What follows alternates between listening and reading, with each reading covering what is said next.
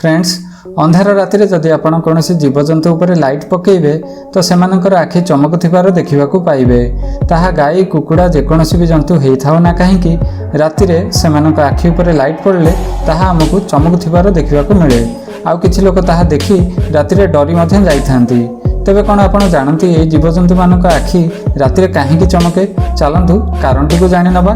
प्रकृत में अधिकांश जीवजंतु आखिरे टेप्टम लुसिडम नामक एक लेयर थाए जहाँ एमानकु राति देखा साहाय्य करे।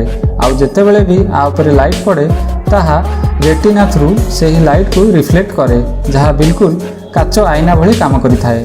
एथिपाई जीवजंतु मानक आखिरे राति लाइट पड़ले ताहा चमके। फ्रेंड्स इनफॉरमेशन टी आपको केमिति लागिला कमेंट रे जणाइबे। आ आगु को एमिति इंटरेस्टिंग वीडियो देखिबा पई एही चैनल टी को सब्सक्राइब करंतु।